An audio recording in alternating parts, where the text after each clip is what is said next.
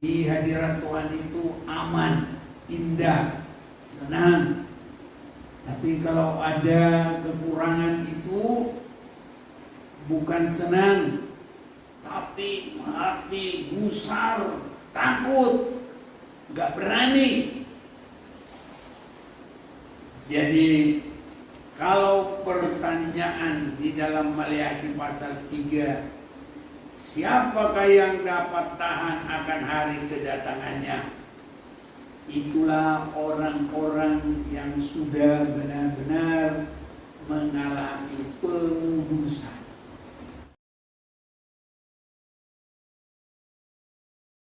Kita bersyukur kepada Tuhan. Saat ini kita kembali boleh datang kepada Tuhan di jumlahnya, tetapi biar penyembahan kita selalu didasari terlebih dahulu oleh firman Tuhan, supaya tetap terjadi menyembah Tuhan di dalam roh dan kebenaran. Di dalam roh kita tidak dikuasai keinginan daging, tetapi benar-benar di dalam rohani dan dalam kebenaran itu berfondasikan firman Tuhan. Itu sangat dikehendaki oleh Tuhan di akhir zaman ini. Dan firman Tuhan yang kita akan perhatikan, kita akan membaca dalam Maleakhi pasal yang ketiga.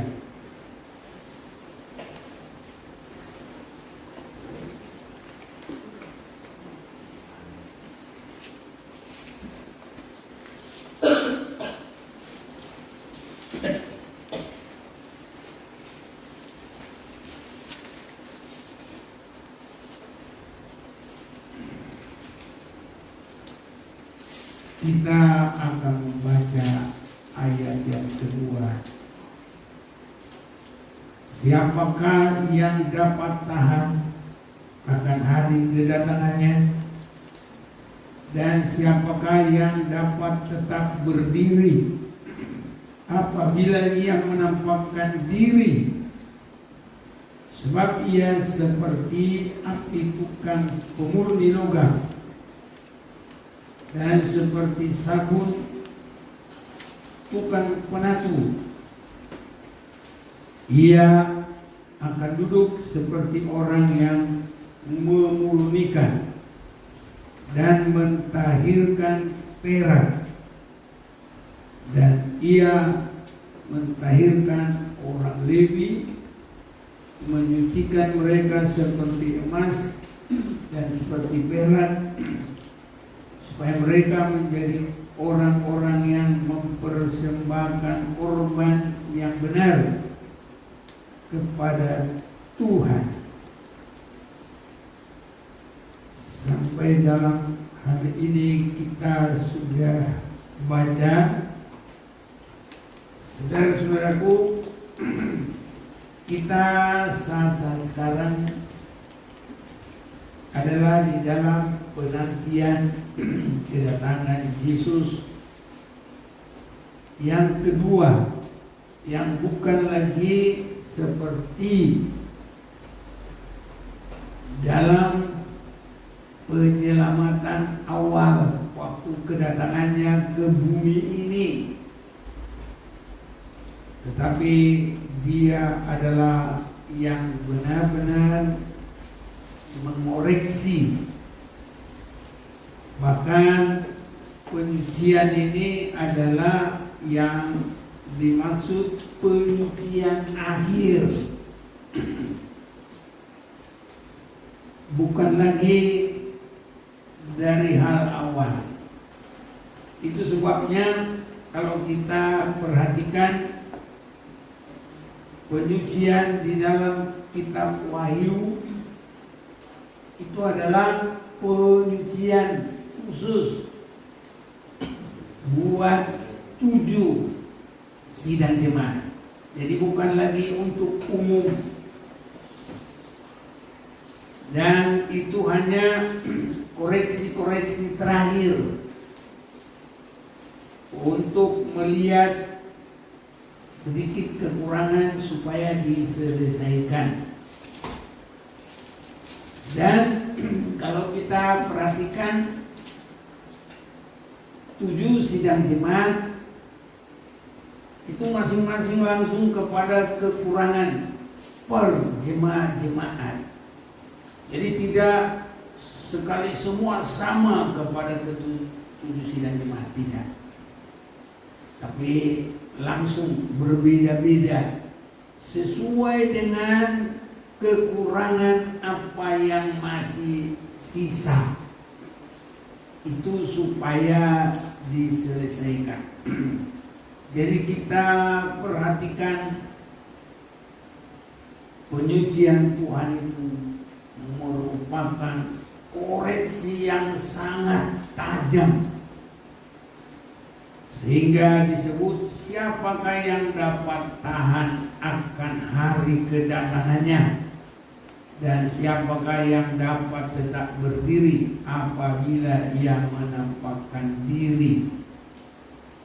Sebab saudara-saudaraku, itu benar-benar kalau belum mengalami pengudusan gak tahan untuk bertemu Tuhan, untuk menyongsong kedatangan Tuhan. Kalau kita perhatikan Adam saja adalah orang yang benar-benar dicipta sesuai dengan gambar dan rupanya Tuhan. Tapi kalau bertemu Tuhan dan Adam sudah ada di dalam kekurangan, dia tidak berani. Kita mau baca dulu dalam kitab Kejadian pasal yang ketiga, mulai ayat 8. Ketika mereka mendengar bunyi langkah Tuhan Allah yang berjalan-jalan dalam taman itu pada waktu hari sejuk, bersembunyilah manusia itu dan istrinya itu terhadap Tuhan Allah di antara pohon-pohonan dalam taman. Tetapi Tuhan Allah memanggil manusia itu dan berfirman kepadanya, "Di manakah engkau?" Ia menjawab, "Ketika aku mendengar bahwa engkau ada dalam taman ini, aku menjadi takut karena aku telanjang, sebab itu aku bersembunyi." Dosa adalah ketelanjangan secara rohani, dan kalau itu ada, maka tidak berani menghadap Tuhan. Padahal biasanya Adam dan Hawa itu selalu berdekatan, dan Allah berbicara kepada mereka dengan satu kenyamanan, keindahan, karena di hadirat Tuhan itu aman, indah, senang. Tapi kalau ada kekurangan itu bukan senang, tapi hati gusar, takut, gak berani. Jadi kalau pertanyaan di dalam Maleakhi pasal 3, siapakah yang dapat tahan akan hari kedatangannya? itulah orang-orang yang sudah benar-benar mengalami pengudusan. Dan saya memperhatikan dari firman ini, pengudusan itu sangat nyata pada kedatangan Tuhan sampai kejadian-kejadian masuknya di Yerusalem baru.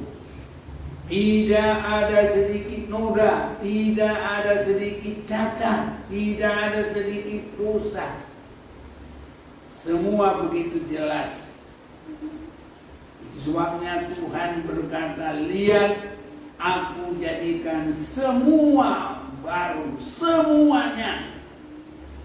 Pikiran kita, niatan kita, ingatan kita, pembicaraan kita, semua langkah kita, semua sudah mengalami penyucian, pengudusan Tuhan. Itu sebabnya, saudara-saudaraku, saat sekarang ini gereja bukan lagi yang asal-asalan, umat Tuhan tidak lagi yang asal-asalan, tapi harus yang semua berusaha sampai pengalaman yang dikuduskan. Di hari-hari yang lalu kita sudah mendengar Tuhan memberikan anugerah dan berkatnya, ya, khusus untuk berkat-berkat di akhir zaman bagi orang yang sudah dikuduskan, yang telah. Jadi bukan yang akan, bukan yang bukan yang akan dikuduskan, tapi bagi orang yang telah dikuduskan. Saudara-saudaraku, saya yakin kita masih ada kesempatan untuk itu saat ini.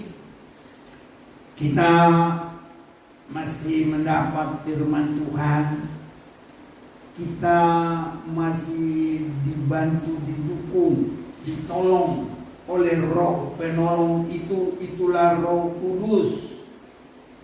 Kalau kita berserah dipimpin Roh Kudus, Dia akan membawa kita kepada segala kebenaran, supaya kita tidak takut menghadap hadiratnya Tuhan.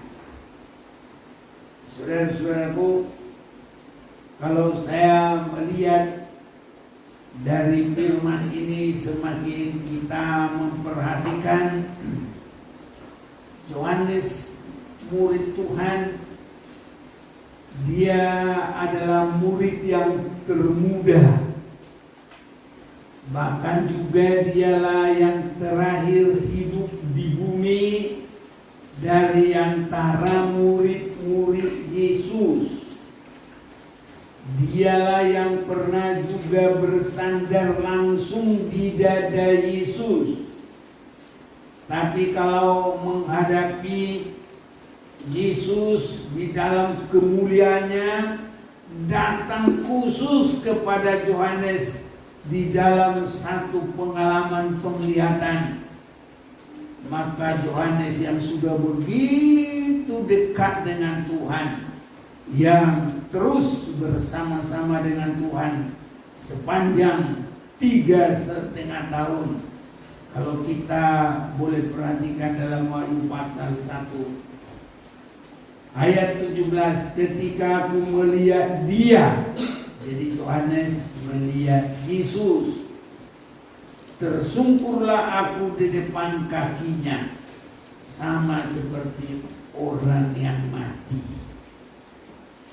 Ini artinya kebenaran kekudusannya itu belum bisa untuk bersekutu dengan kekudusan Tuhan. Sebabnya luar biasa. Sebabnya kalau saya perhatikan, pengudusan Tuhan itu mulai dari darah yang sangat mahal. Firman-firmannya juga, kuasa Roh Kudus. Saudara-saudaraku, supaya kita bertahan pada hari kedatangan Yesus. Yang ketiga tadi ayat 2, siapakah yang tahan, yang dapat tahan akan hari kedatangannya? Saudara-saudaraku, kalau kita tidak berserah sungguh-sungguh, masih mempertahankan kekurangan, kelemahan, kita sudah dengar Yohanes, murid yang dikasihi, dia pun di hadapan Tuhan seperti orang mati. Tetapi ada anugerah bagi dia. Saya lanjut tadi ayat yang ke 17 itu. Ketika aku melihat dia, tersungkurlah aku di depan kakinya, sama seperti orang mati, tetapi ia meletakkan tangan kanannya di atasku. Lalu katanya, jangan takut, aku adalah yang awal dan yang akhir. Di dalam penyembahan kita, kita bangkit dari semua kematian rohani. Ini saudara-saudaraku, baru kalau kita benar-benar bangkit dari kematian rohani, itu membuat kita tidak takut. Dan biarlah di dalam penyembahan kita, kita boleh merasakan bagaikan tangan Tuhan diletakkan di atas kita masing-masing. Itu yang kita gumuli. Bukan hanya berdoa biasa-biasa, tapi kita bergumul biar tangan Tuhan diletakkan kepada kita masing-masing. Dan kalau ini boleh terjadi, rohani kita sangat terberkati, jasmani kita apalagi, saudara-saudaraku. Jasmani kita ini tidak akan sulit. Itu sebabnya kita harus saling membangun, saling mendukung. Apalagi kita di dalam kekeluargaan kita, dalam satu jemaat, seperti Nuh yang sehati dengan anak-anaknya, dengan menantu-menantunya. Kita saling bahu-membahu, dukung-mendukung. Saudara-saudaraku, tidak merasa yang kuat sendiri, tapi kita semua selalu bertolong-tolongan. Kita sudah sering membaca supaya terwujud, saudaraku, kita semuanya tidak akan ada yang tersingkir mati pada kedatangan Tuhan, tapi kita akan tetap menghadap Dia. Di dalam Galatia pasal 6, saudara-saudara, kalaupun seorang kedapatan melakukan suatu pelanggaran, maka kamu yang rohani harus memimpin orang itu ke jalan yang benar dalam roh lemah lembut, sambil menjaga dirimu sendiri supaya kamu juga jangan kena pencobaan. Saudara-saudaraku yang rohani bukan malah merendahkan orang lain, bahkan nanti doanya seperti doa orang Farisi. Terima kasih Tuhan, saya tidak seperti pemungut cukai ini, memungut cukai, mengambil cukai Saya tidak seperti orang yang berdosa ini. Saudara-saudaraku, hal seperti itu harus jangan sampai ada pada kita. Kalau toh kita lihat orang lemah, biarlah kita penguat bagi dia. Diawali dengan berdoa, ditambah dengan ajakan beribadah, ajakan mendengar firman, ajakan bersama hidup di dalam Tuhan.